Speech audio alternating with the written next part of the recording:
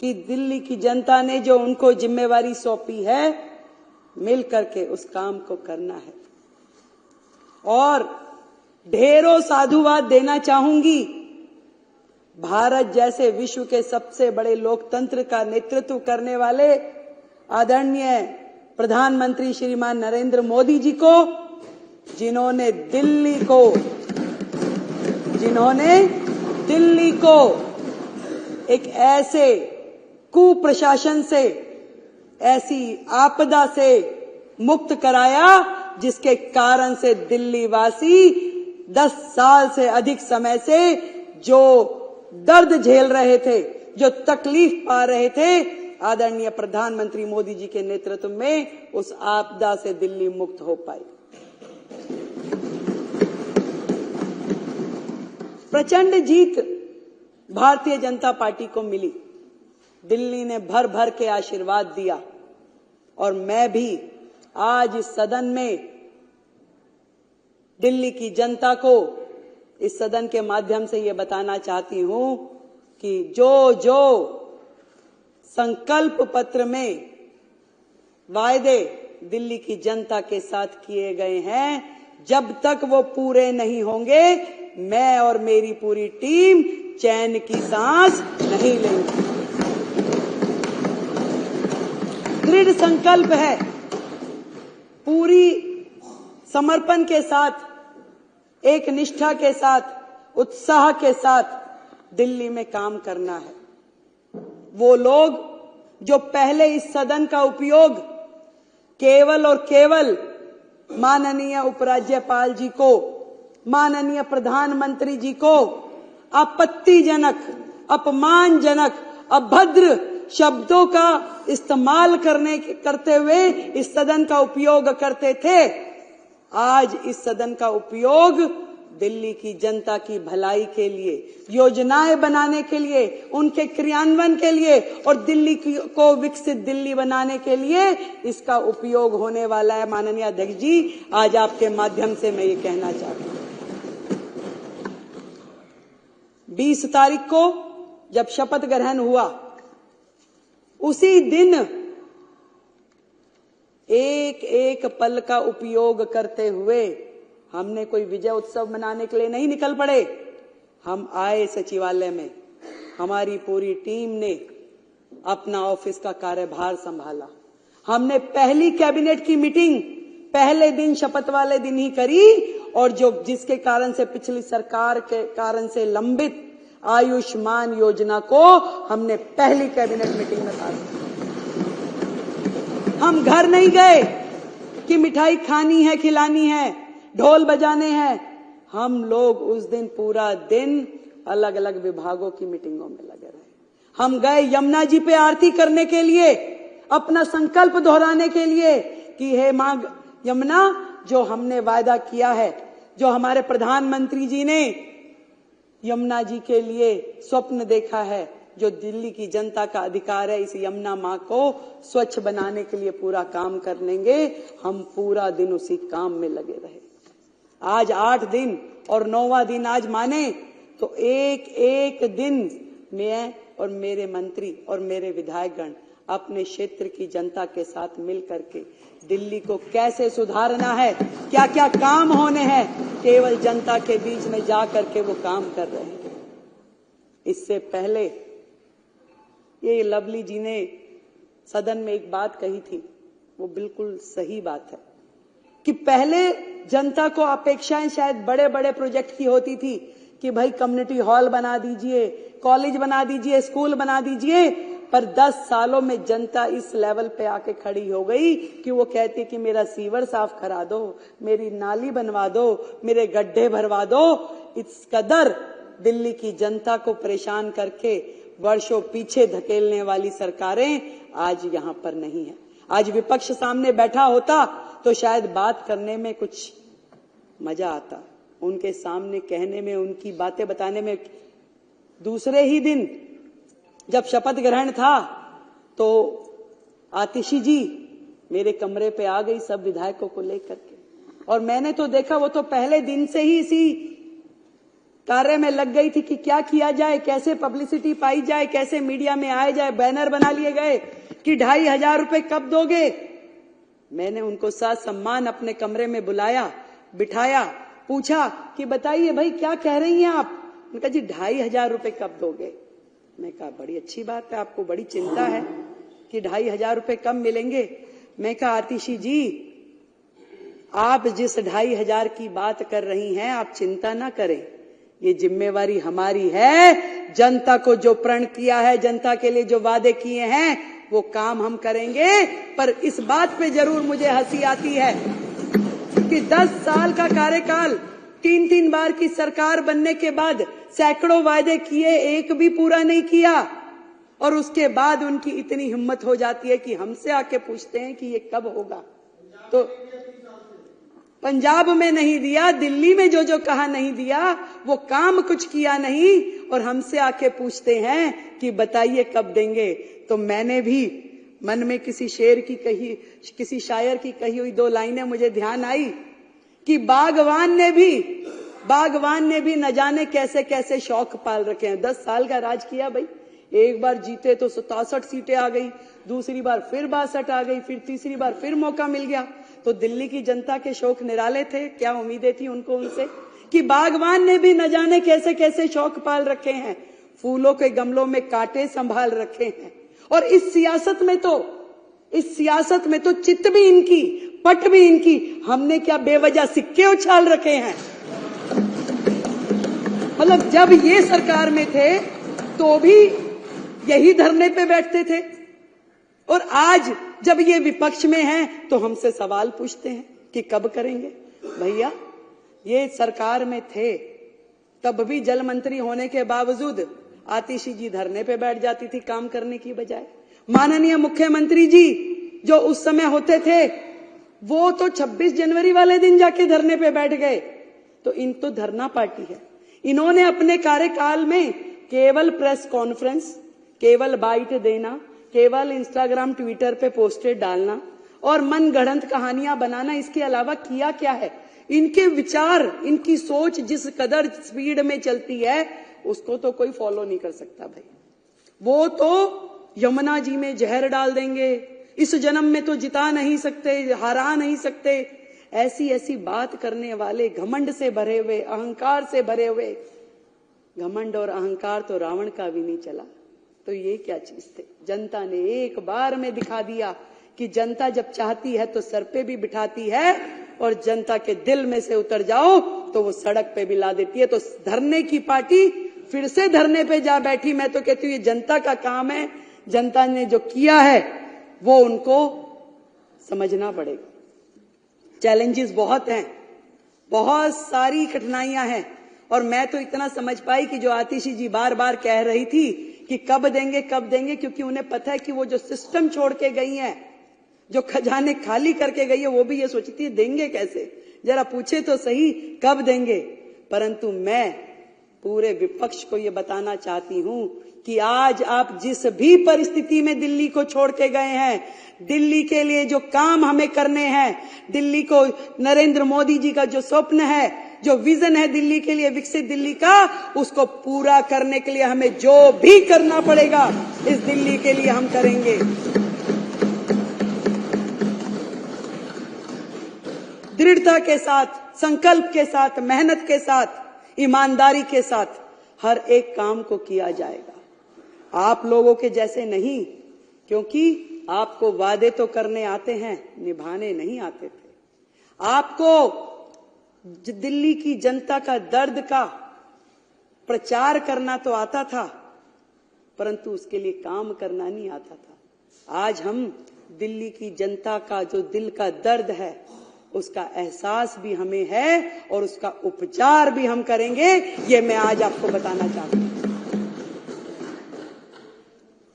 जो चीजें, जो काम मैंने देखा अपने पूरे कार्यकाल में, पिछली सरकार ने अपनी बुद्धि का इस्तेमाल केवल जनता को बेवकूफ बनाने के लिए किया।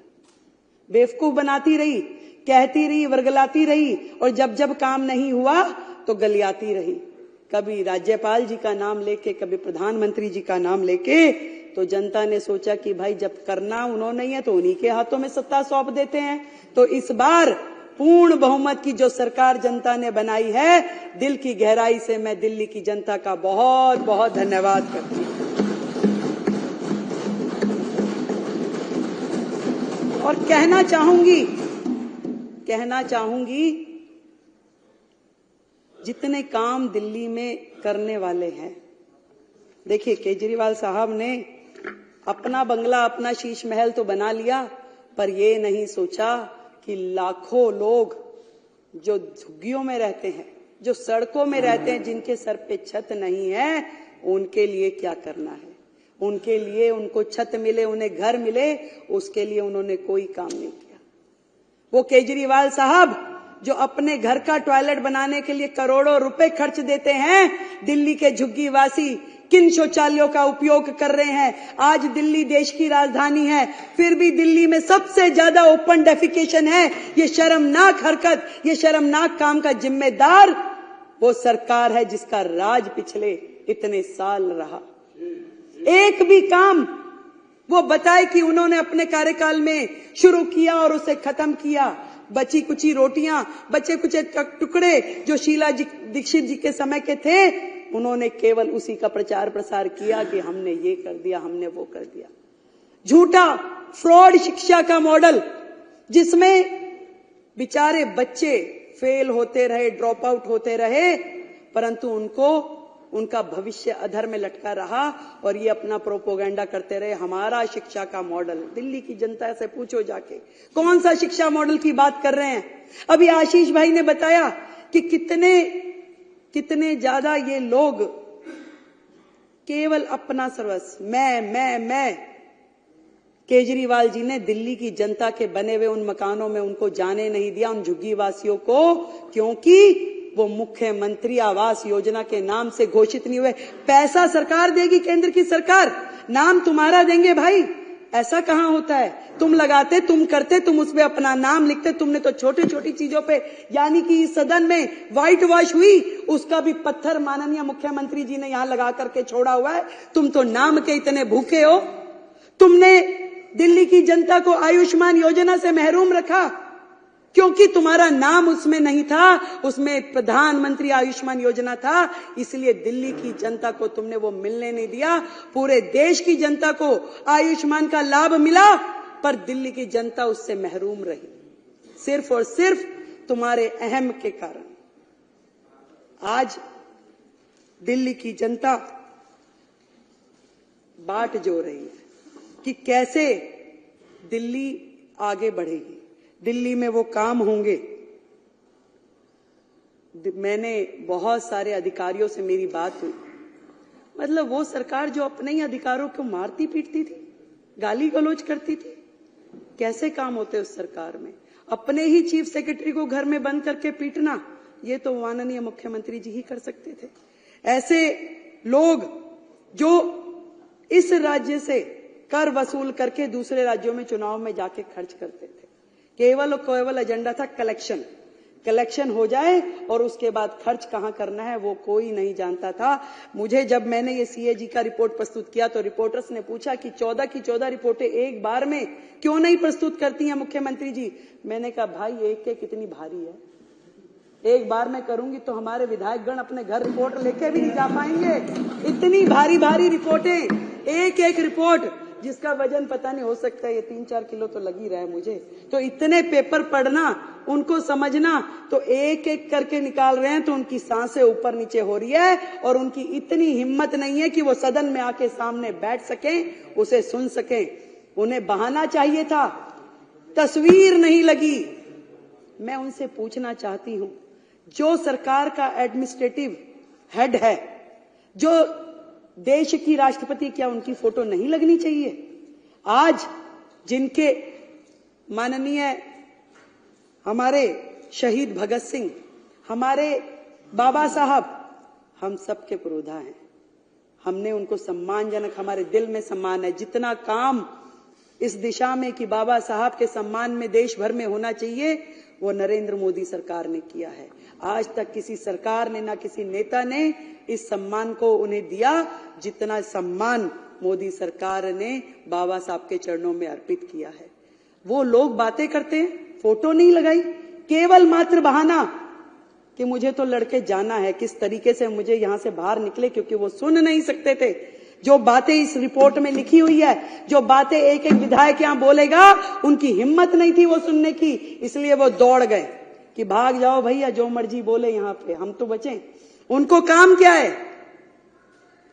उनका काम है इस सदन में बैठे अपने चिंगू मिंगू के माध्यम से वीडियोस बनवाएं, उस वीडियो को प्रचारित करे, प्रसारित करे। एक वीडियो रिलीज हुआ प्रवेश जी, एक बुक्के था, अब बुक्के दे रहे थे, वो कह रहे जी एक बुक्के से मुख्यमंत्री जी ने कईयों को निपटा दिया। भाई मैं तो बनियों की लड़की हूं, मैं तो फजूल खर्ची कर नहीं सकती। इस दिल्ली में जनता का एक एक रुपया जो कि राजस्व के रूप में हमें मिलता है, एक भी रुपए का दुरुपयोग मैं होने नहीं दूंगी। आज इस सदन के माध्यम से मैं कहती हूं, भाई एक बुक्के इस्तेमाल कर लिया तो क्या गलती कर दी भाई, पैसा बचाया है, खराब तो नहीं किया। और ये भी बताना चाहूंगी कि जो भी लोग इस लूटपाट में, भ्रष्टाचार में लिप्त थे, एक भी व्यक्ति को छोड़ेंगे नहीं, एक एक पाई का जवाब देना पड़ेगा।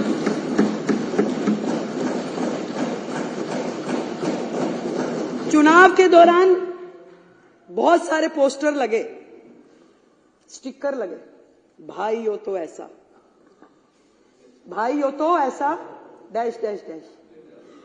ऐसा भाई जिसने दिल्ली की बहनों के परिवार बर्बाद कर दिए, घर बर्बाद कर दिए। एक के साथ एक फ्री देने वाला तो सर एक ही मुख्यमंत्री है पूरे के पूरे देश में, एक ही मुख्यमंत्री, एक के साथ एक फ्री। दारू, कैसे घर बर्बाद हुए, कैसे बहनें खून के आंसू रोई। ये केजरीवाल साहब जो उन्होंने किया वो इतिहास में लिखा गया। जो घर बर्बाद हुए, जब उस बहन का पति उससे लड़ता था तो वो 100 गालियां देती थी केजरीवाल को, और वही बद्दुआएं लगी है कि केजरीवाल जी की पूरी टीम सिमट के, जितने धुरंधर थे, जितने मुखिया थे, सब घर जाकर के दुबक्के बैठ गए। दिल्ली की जनता, दिल्ली की बहनें, उनकी बद्दुआएं उन्हें लगी। जो नीतियां रीतियां उन्होंने अपनाई, जो भविष्य खतरे में डाला, दिल्ली को बर्बाद करने की दिशा में उन्होंने कुछ छोड़ा नहीं। उन्होंने डेवलपमेंट के नाम पे जहां जहां जो जो करना चाहिए था कुछ भी नहीं किया। केंद्र सरकार से करोड़ों करोड़ रुपए आते रहे और उनको बर्बाद करने के लिए उन्होंने सारे काम किए। यमुना की सफाई के लिए करोड़ों रुपए आए, कुछ काम नहीं किया। दिल्ली में G20 के समय में जितने काम हुए उसमें दिल्ली सरकार का जो शेयर देना था दिल्ली सरकार ने नहीं दिया। मेट्रो के एक्सटेंशन में जो पैसे दिल्ली सरकार ने देने थे दिल्ली सरकार ने नहीं दिए। एक भी काम दिल्ली सरकार ने जो उनका बनता था वो किया नहीं। जब भी जरूरत पड़ी केंद्र सरकार ने ही खड़े होकर के दिल्ली को संभाला। कोविड के समय में भी ना तो केजरीवाल घर से बाहर निकले, ना ही उनके जितने विधायक थे घर से बाहर निकले। एक भी विधायक ने समेत उनके मंत्रिमंडल के किसी दिल्ली की जनता की कोई मदद नहीं करी अध्यक्ष जी। तब भी दिल्ली को संभालने वाले आदरणीय प्रधानमंत्री जी थे और गृह मंत्री अमित शाह जी थे जिन्होंने दिल्ली को संभाला और दिल्ली के प्राण बचाए। कैसे भूल जाएगी दिल्ली की जनता, कैसे भूल जाएगी। आज भी मैं तो यही कहना चाहूंगी कि मिशन मोड पे काम करना पड़ेगा। एक दूसरे पे दोषारोपण की जो प्रथाएं चलती थी हमें उससे मतलब नहीं है। मीडिया वाले मेरे को रास्ते चलते बाइट के लिए बोलते, मैं मना कर देती हूं। मैं क्या कुछ करने तो दो, पहले काम करूंगी उसके बाद बोलूंगी। और कोई बहाना नहीं, कोई किसी के ऊपर दोषारोपण नहीं, कोई मर्यादित व्यवहार नहीं, केवल और केवल काम। और उस काम के करते हुए दिल्ली में जो भी दिल्ली जिसकी अधिकारी है वो सारे के सारे अधिकार उनको देने हैं। यहां तक कि एमसीडी का जो शेयर हमारा बनता है आज इस सदन के माध्यम से मैं कहना चाहती हूं कि 192 करोड़ रुपए जो दिल्ली नगर निगम का शेयर है वो हमने उनको ट्रांसफर करवा दिया। दिल्ली की जनता को बातों की सफाई, हाथ की सफाई नहीं चाहिए, दिल्ली को दिल्ली की सफाई चाहिए। इसलिए हम नगर निगम को पूरा का पूरा स्पेस देंगे कि वो जो काम उनके हैं उस काम को करने के लिए जो भी हमारी तरफ से हमारी जिम्मेवारी बनती है वो जरूर हम उनको करके देंगे, कहीं पे भी कोई कमी रखेंगे नहीं। और यहां तक कि पहले भी केंद्र सरकार ने पूरी मदद दिल्ली नगर निगम की भी की और दिल्ली सरकार की भी की। ये तो इनके मन में इनकी नीयत और नीति दोनों ही भ्रष्ट थी। जब यमुना की सफाई केजरीवाल जी ने नहीं करी, बार बार वादा करने के बाद भी, तो माननीय एनजीटी ने एक समिति बनाई, उसके अध्यक्ष के रूप में एलजी साहब को मनोनीत किया और ये कहा कि यमुना की सफाई करवाएं। तो केजरीवाल साहब को डर लग गया, उन्हें लगा कि अरे ये काम हो जाएगा और मैं तो रह जाऊंगा कि दिल्ली की जनता कहेगी देखिए वायदा आपने किया था, काम एलजी साहब कर रहे हैं। तुरंत उन्होंने स्टे ले लिया, सुप्रीम कोर्ट चले गए। पहली सरकार होगी जो अपने राज्य में काम होने के खिलाफ जाकर के स्टे ले ले और उन्होंने यमुना की सफाई होने नहीं दी। यही सेम काम उन्होंने जब कूड़े के पहाड़ हटने चाहिए और वो कुछ नहीं कर पा रहे थे तो एनजीटी ने समिति बना करके एलजी महोदय को अध्यक्ष बनाया, कहा कि ये पहाड़ हटने चाहिए, ये काम होना चाहिए। और हमारी केंद्र की सरकार ने, हमारे नितिन गडकरी जी ने NHAI के माध्यम से जितना भी यहाँ पे वेस्ट था उसको ले जा के सड़कों, जो नई सड़कें बन रही थी उसमें उसको यूज किया और बहुत बड़ा एरिया खाली होता गया, चलता गया, परंतु उनको ये भी सुहाया नहीं। और केजरीवाल साहब ने वहां पर भी कोर्ट में जाके स्टे ले लिया कि ये काम भी दिल्ली में होना नहीं चाहिए। कितने शर्म की बात है कि दिल्ली का विकास उनकी प्रायोरिटीज में था ही नहीं। वो एक रिमोट से कई सरकारें चलाना चाहते थे, कभी पंजाब की, कभी दिल्ली की और कभी अन्य राज्यों में जाकर के गोवा भी मैं ही चलाऊंगा, यूपी भी मैं ही देखूंगा, हरियाणा भी मैं ही करूंगा। ऐसा महत्वाकांक्षी व्यक्ति दिल्ली के भाग्य में लिखा था, अच्छा हुआ छूट गया। आदरणीय प्रधानमंत्री जी ने जिस प्रकार से national mission for clean Ganga को करते हुए पूरी गंगा को साफ किया और इस बार कुंभ के इस महाकुंभ में 60 करोड़ से अधिक लोगों ने स्नान किया। कितनी बड़ी बात है, जब गंगा जी साफ हो सकती है, करोड़ों लोग उसमें स्नान कर सकते हैं, उसका आचमन कर सकते हैं। यमुना जी यदि साफ नहीं हो पाई तो केवल और केवल इस सरकार के कारण, इनकी नीतियों के कारण, इनकी बेईमानी के कारण। और यमुना जी साफ होगी।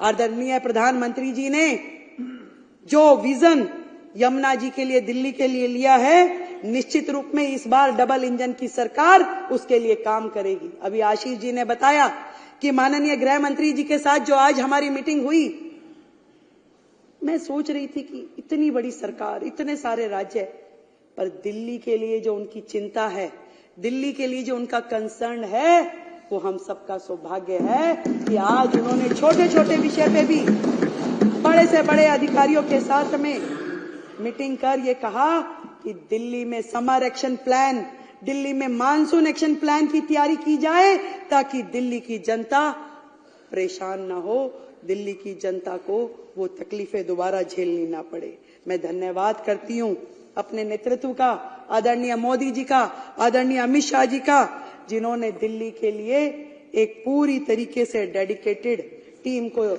मौका दिया यहां पर आने का। मैं वो सारी चीजें जो दिल्ली के लिए सोची गई हैं, दिल्ली के लिए जो करनी है, एक बार फिर से अपनी बात को दोहराती हूं कि दिल्ली की मुख्यमंत्री के रूप में इस सदन में फिर से एक बार ये संकल्प लेती हूं कि मैं और मेरी सरकार का हर मंत्री, हर विधायक, अधिकारी, कर्मचारी जनता के लिए सदैव उपलब्ध रहेंगे और सेवक के रूप में कार्य करते रहेंगे।